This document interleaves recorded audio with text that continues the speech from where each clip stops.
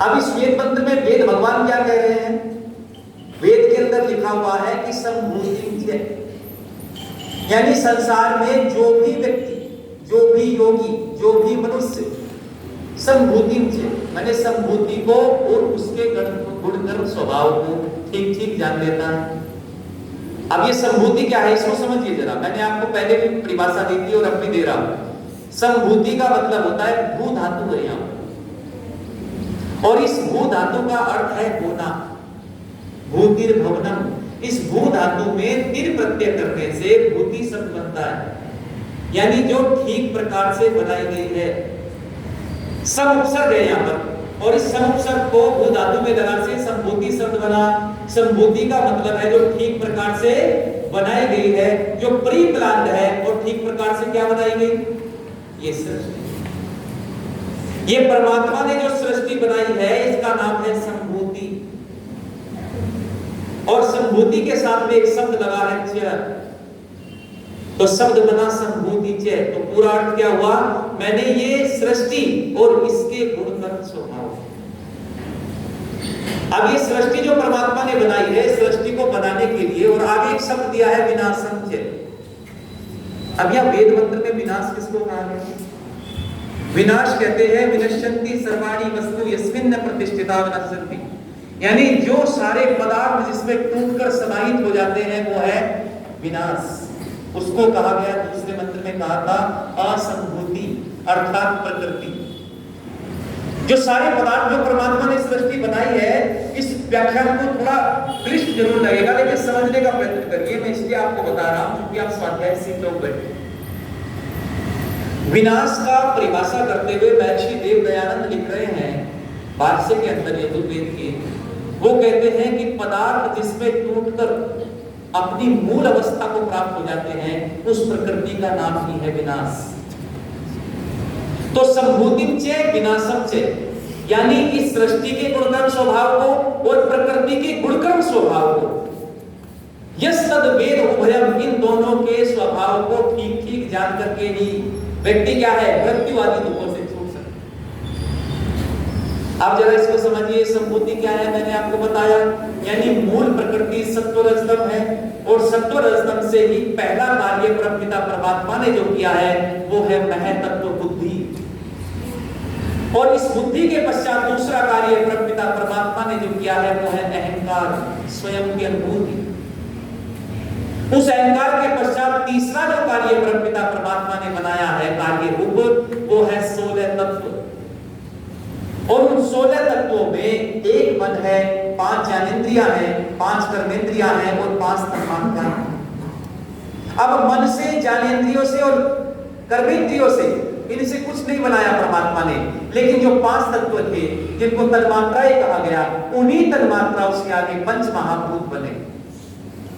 और उन पंच महाभूत की बनने की प्रक्रिया जब मैं सांख्य दर्शन को पढ़ रहा था, महर्षि कपिल को मैं पढ़ रहा था, और मैंने सत्यार्थ प्रकाश के अंदर भी इस चीज को बड़ी गहराई से पढ़ने का प्रयत्न। ये जो तन्मात्राएं हैं, इन तन्मात्राओं से परमपिता परमात्मा ने रूप, रस, गंध, स्पर्श, शब्द, ये 5 तन्मात्राएं हैं। यानी रूप तन्मात्रा जो है, उस रूप तन्मात्रा से अनेक तन्मात्राओं से मिलकर के एक परमाणु बनता है, और 60 परमाणुओं से मिलकर के एक अणु बनता है, और इन अणुओं के मेल से यानी 60 आकाश के परमाणु मिलकर के एक अणु बनाते हैं। और ये कर्म ऐसा नहीं है कि सारी तन्मात्राओं में समान रूप से बनता हो, नहीं, अलग अलग तन्मात्राओं में इसका अलग अलग रूप है। यानी अग्नि का यदि अणु हमने बनाना है, परमपिता परमात्मा ने अग्नि का जो अणु बनाया है, उस अणु में परमात्मा ने अग्नि के साथ साथ आकाश के, अग्नि के 2 अणु लिए और आकाश का 1 अणु लिया। ऐसे मिलाकर के धीरे धीरे ये पंच महाभूतों का निर्माण हुआ, और सृष्टि परमात्मा ने उससे आगे बढ़ाई। लेकिन ये सृष्टि बनाई तो ये संभूति ये परमात्मा ने ठीक ठीक बना दिया। पृथ्वी बनाई, जल बनाया, अग्नि बनाई, आकाश बनाया, वनस्पति बनाई, कीट पतंग बनाए, पशु पक्षी बनाए, मनुष्य बनाए। और इसलिए कहा है कि इस संभूति को जानकर और इसके गुणकर्म स्वभाव को जानकर व्यक्ति सुखी हो सकता है। अब इसके गुणकर्म स्वभाव कैसे, यानी जल को तो हमने जान लिया, ये जल संभूति है, लेकिन जल के गुणों को जाने बिना उससे ठीक ठीक प्रयोग बोलो नहीं हो सकता। जब हमने जल का पता चल गया कि जल का स्वाभाविक गुण है शीतलता, तो उस जल से हम शीतलता का ही लाभ ले सकते, उससे उष्णता का लाभ नहीं लिया जा सकता। यदि जल के शीतलता रूपी गुण को जान करके हम उससे उष्णता का लाभ लेना चाहते हैं तो ये अविद्या है।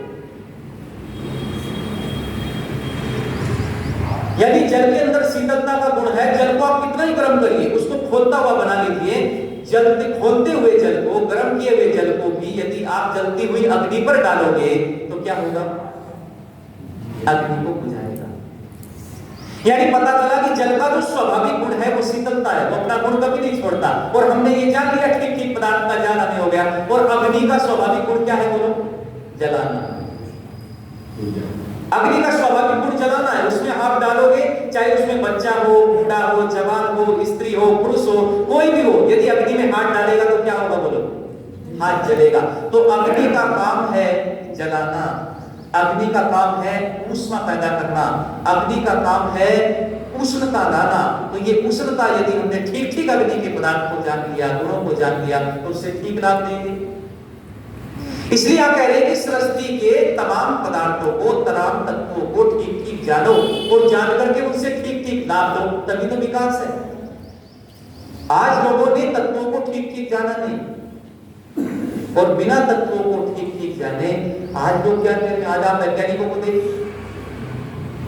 जो वेद के अंदर सृष्टि का विधान लिखा हुआ है बनने का, कि सृष्टि परमात्मा ने किन तत्वों से बनाई, कैसे बनाई, क्या प्रोसेस होती है, क्या तरीका होता है, किस प्रकार से परमात्मा ने सत्व रज तम से मह तत्व बनाया, अहंकार बनाया, मन बनाया, ज्ञानेंद्रिया बनाई, कर्मेंद्रिया बनाई, तन्मात्राएं बनाई, रूप रस गंध स्पर्श सबसे पंच महाभूत बनाए, पंच महाभूतों से सबसे पहले परमात्मा ने वनस्पति बनाई, कीट पतंग बनाए, पशु पक्षी बनाए, फिर मनुष्य बनाए, और इसी क्रम से परमात्मा पर लेकर।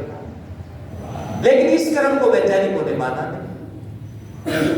वैज्ञानिकों ने केवल सबसे पहले तो 92 या 105 के आसपास, 105 के आसपास एलिमेंट्स माने तत्व, ये उन तत्वों से संसार बना, ये सृष्टि उन तत्वों से बनी।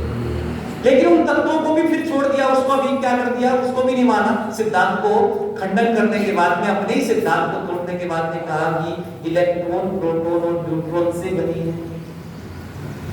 तो इलेक्ट्रॉन, प्रोटॉन, न्यूट्रॉन पर भी स्थिर नहीं। फिर एक बताया कि क्वार्ट्ज के सिद्धांत, क्वार्ट्ज के से क्या बना? इस सृष्टि का निर्माण हुआ है। अब उस सिद्धांत पर भी नहीं ठहरे। अब वैज्ञानिकों ने कहना शुरू कर दिया कि एनर्जी ही इस सारी सृष्टि का क्या है? मूल कारण। यानी एनर्जी के द्वारा, ऊर्जा के द्वारा ही सारी सृष्टि का निर्माण हुआ। और जाने कितने दिन और इस सिद्धांत पर टिकेंगे। इस सिद्धांत को भी कुछ दिनों के बाद में छोड़ दिया जाएगा, क्योंकि ये सब सत्य नहीं है। वेद के अनुसार वैदिक ऋषियों ने जो सिद्धांत दिया है वही सृष्टि का सिद्धांत बिल्कुल ठीक है। तो कहा है कि संभूतिम चेत्, इसको ठीक ठीक जानो और गुणकर्म स्वभाव को जानो। विनाशम चेत्, यानी असंभूति को, प्रकृति को ठीक ठीक जानो। और क्या होगा इसको जानने से? इसके जानने से क्या? तो अगले मंत्र के उत्तरार्ध हिस्से में कहा गया है, क्या बोला गया? कि विनाशेन मृत्यु तिष्ठति, यानी इस विनाश अर्थात इस असंभूति अर्थात इस प्रकृति को जान करके व्यक्ति मृत्यु आदि दुखों से छूट सकता है। अब आप पूछेंगे जी प्रकृति को जानकर मृत्यु आदि दुखों से कैसे छूट सकते हैं? तो देखिए, योगी व्यक्ति जिस समय प्रकृति के ठीक ठीक स्वरूप को जान लेता है तो ऋषि दयानंद लिखते हैं कि वो मृत्यु आदि दुखों से छूट जाता है। कैसे? एक उदाहरण दे रहा हूं, छोटा सा उदाहरण है, समझ में आ जाएगा। एक बच्चे के पास में खिलौना है, वो बच्चा खिलौने से खेल रहा है। अब खेलते खेलते क्या हुआ कि उस बच्चे का वो खिलौना टूट गया और बच्चा रोने लगा। जब बच्चे को रोते हुए देख करके उसकी माँ उसके पास में आई और मार करके बच्चे से कहने लगी, बेटे क्यों रोता है? तो बच्चा कहता है कि माता जी मेरा खिलौना टूट गया। अब माता जी उससे कहती है कि बेटे खिलौना टूट गया है तो कोई बात नहीं, परेशान क्यों होता है, मैं तुझे नया खिलौना दे दूंगी। अब जब ये बात कही कि नया खिलौना दे दूंगी तो इतना सुनकर के बच्चा मुस्कुराने लगा, क्योंकि बच्चे को क्या विश्वास हो गया कि अब माँ क्या देगी? नया खिलौना देगी। अब याद रखना, ये बच्चे का जो दृष्टांत मैंने दिया, इस बच्चे के स्थान पर आत्मा को बिठा दिया और इस मां के स्थान पर ईश्वर को बिठा दिया।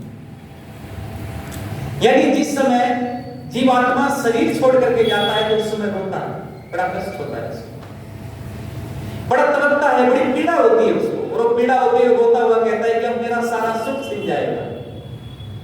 जो संसार में मैं सुख ले रहा था, वस्तुओं का उपभोग कर रहा था, बढ़िया बढ़िया गाड़ियों में घूम रहा था, बढ़िया बढ़िया बंगलों में रह रहा था, बढ़िया बढ़िया मिठाइयों का उपयोग कर रहा था, बहुत सारी सुंदर वस्तुओं का उपभोग कर रहा था, वो सुख तो मेरा छूटने वाला है। और जब सुख छूटता है, जब संसार से विरक्ति होती है, आत्मा शरीर छोड़ती है, तो उस समय उसको क्या होता है? कष्ट होता है। और उसी कष्ट के कारण ये आत्मा रोता है। और जब ये रोता है तो ये परमात्मा के पास में रोता है, तो परमात्मा कहते हैं रोता क्यों है? रोना नहीं है, दूसरा दूंगा, दूसरा जन्म मिलेगा, घबराने वाली बात नहीं है, दूसरा जन्म फिर से दूंगा। तो परमात्मा दूसरा जन्म दे देता है, लेकिन उसमें भी जब जाता है तो फिर रोता है। तो इस पूरे सृष्टि काल में दूसरा दिया, तीसरा दिया, चौथा दिया, लेकिन एक समय ऐसा आना है जब पर्दे नहीं होना है। अब तो सब कुछ समाप्त होने वाला है, अब तो कुछ रहेगा नहीं, बचेगा नहीं, तो इसको बड़ा भारी कष्ट होता है, ये दहाड़े मार मार के रोता है। जब तो सब कुछ ही समाप्त होने वाला है, अब मैं सुख भोग कैसे करूंगा? अब तो मेरा सब कुछ चला जाएगा, समाप्त हो जाएगा। तो परमात्मा फिर कहते हैं कि नहीं, घबराना नहीं, घबरा क्यों रहा? मैं फिर से सृष्टि बनाऊंगा, फिर से सृष्टि बनाऊंगा, फिर से इस सृष्टि में तुम्हें भेजूंगा। घबराने वाली बात नहीं, परेशानी होने वाली बात नहीं। इतना सुना था, मैं सुनते ही फिर मुस्कुराने लगता। तो कैसे पता चला इसकी मुस्कुराहट कैसे बरकरार रही? क्योंकि इसको पता चल गया कि सृष्टि सदैव समाप्त होने वाली नहीं है। हाँ, 4 अरब 32 करोड़ वर्ष पर्यंत ये चलेगी, उसके बाद में कितने ही वर्ष तक, कितने ही काल तक क्या रहेगी? प्रलय रहेगी। लेकिन उसके बाद में परमात्मा फिर सृष्टि बनाएंगे, फिर इस सृष्टि में आने का मौका मिलेगा, फिर बढ़िया बढ़िया मिठाइयाँ खाने का मौका मिलेगा, फिर बढ़िया बढ़िया गाड़ियों में घूमने का मौका मिलेगा, फिर बढ़िया बढ़िया वस्तुओं का सेवन करने का मौका मिलेगा। ये सब चीजें फिर से मिलेगी, दोबारा से मिलेगी। तो क्या पता चला कि इस असंभूति के स्वरूप को, यानी इसकी अनादि स्वरूप को जान करके ही वो मृत्यु आदि दुख के